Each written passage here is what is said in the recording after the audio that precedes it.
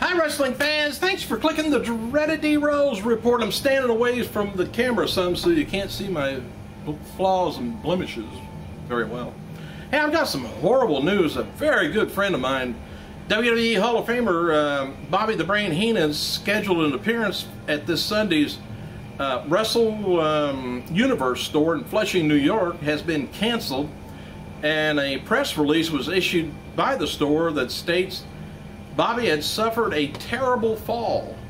And I haven't heard any more on this, but if I can find any more out on it I know everybody loves old Bobby Heenan, and I'll see what I can find out on that and let you guys know as soon as I can. This week's WWE Classics on Demand updates are as follows. Over the Limits is going to be on 2011. Super Tape Volume 2 Primetime Wrestling from 1989 is going to be on. Champion ECW is going to be on from 97, and Mid-Atlantic Wrestling from 1982. The official WWE website posted a photo gallery highlighting the most memorable moments of the Attitude Era. The pictures range from the fall of 1997 to WrestleMania 18, 2002. Birthdays. Happy birthday to six-time WWF World Tag Team Champion Matt Hardy, turns 37. Former WWE wrestler Romeo Roselli, if you remember him, turns 31. As noted before, in Tuesday's WWE SmackDown spoiler from Dayton, Ohio, Cody Rhoades was busted open bad in his match with Randy Orton. Cody actually was busted open with with a shot from the timekeeper's bell, not his own mask or anything.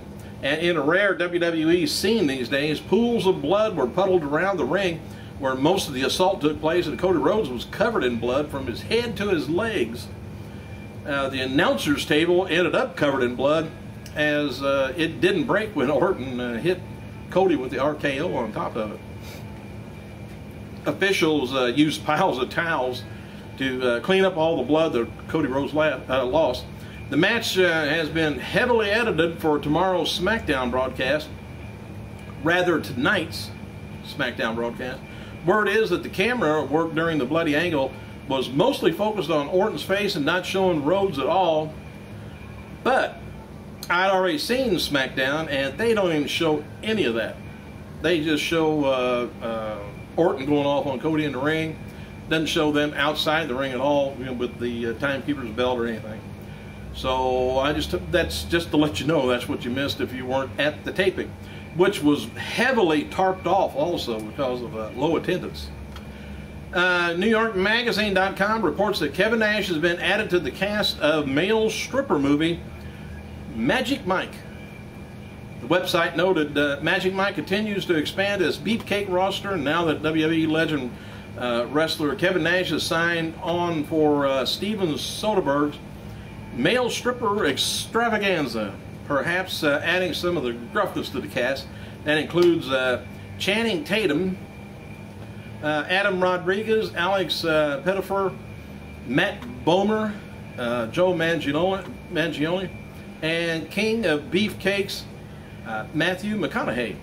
Don't know anything about that, but you know, my wife always was in love with Kevin, not with anything to do with the wrestling. She said he's a man's man. And whenever he came out, I think she got a little moist. Whenever I come home from work, I could probably take a 2x4 and sandpaper it with her. Oh, it's awful.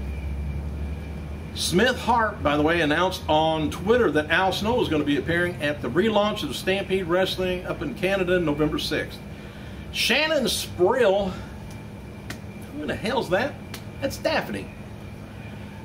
She was arrested back July 19th in Hillsborough County, Florida, driving under the influence with property damage. Pleaded no contest during the court hearing in Plant City, Florida earlier this week. Judge ordered her to attend DUI school, which I don't think she has to really go to school for that. She already knows how to do that. But anyway, she got to go to DUI school and place her on 12 months of probation, and she also had to pay damages and costs of $1,080 in fines. Meanwhile, Mick Foley praises the former TNA knockout after viewing a tribute video on the Scream Queen on YouTube. He tweeted, "TNA missed the boat on Scream Queen Daff. She had it going on. WWE DVD News reports that CM Punk and Triple H are going to be featured on the cover of the 2011 Night of Champions, and why not? As of now, there's no Blu-ray edition planned for North America, but there's one planned for Europe.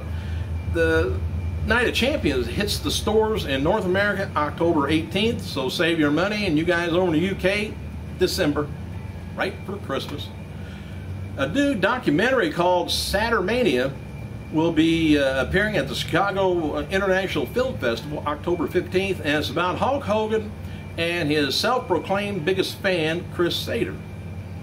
Hogan has referred to Sater, an independent wrestling promoter from Chicago, as his biggest fan in the past.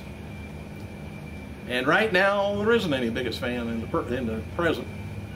Hey, a movie based on the idea of someone meeting and being friends with their hero has received strong reviews. WWE Hall of Famer is also featured in there, Jimmy Hart.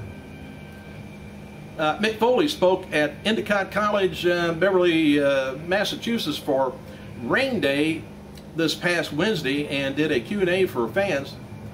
Foley hinted that it's only a matter of time before returning to WWE and looks forward to working with their new Be a Star anti-bullying campaign. Shares of WWE stock, which the stock market is just getting hit as much as Cody Rhodes did. Shares of WWE stock, $8.93 per share on Thursday after hitting a 52-week low of $8.67 per share. At the beginning of the day, the stock closed at $8.83 per share on Wednesday. For you guys that got stock in the company. For you guys that don't, just skip right past what I just talked about. Former WWE star Ricky Ortiz is accepting bookings for wrestling appearances, autograph sessions via Showbiz at AOL.com. Yeah, I'm accepting bookings too, but well, as long as the cops don't hear about it.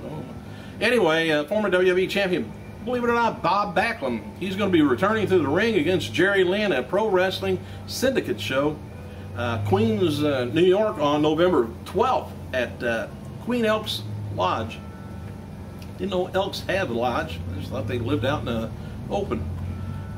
Teddy Hart versus Amazing Red will also be taking place as a 4-on-4 elimination match with Lethal's Legends, which is Jay Lethal, Tatanka, Virgil, and Hacksaw Jim Duggan is going to be taking on Carino's Cripplers. And that's Justin Carino, Smith James, or maybe I got that backwards, Pat Buck, and John Silver. Local bunch, I guess. And there's going to be autograph signings with the stars before the event and wrestling seminar with Buckland also. For more information, to look online, it's ProWrestlingSyndicate.com. Sin Cara versus Sin Cara is reportedly on the books for, as well as Hell in a Cell pay-per-view. There's noted before that the match is going to be advertised at the upcoming SmackDown taping in Mexico City. And they get a lot of pay-per-view buys down there for that show. It's worth noting that WWE has removed NXT superstars from the show section on their website. No longer list the two programs under TuneIn sidebar. You could still find a mention of NXT and whatever on the WWE video section. Hang on a second. I'm back. Earlier this month, the former WWE diva Serena Deeb lost to Japan star Kana in a match to crown the first ever Diva Championship for Tajiri's Smash promotion over in Japan. Stan the Man with a stopwatch hand said there was 1 hour, 31 minutes of in-ring action at the Night of Champions pay-per-view, just down a little bit from SummerSlam. Matt Hardy, who's currently in WWE-sponsored rehab, turns 37 today, and his girlfriend Reby Sky has been retweeting birthday wishes from fans and friends on his Twitter account today. She said that Matt is dictating messages over the phone to her, and if fans want to see him, rather see their video message, he leaves comments on YouTube, by the way. WWE has removed R-Truth Miz from the Raw roster over to the alumni page. Thanks for clicking, you guys. I gotta go.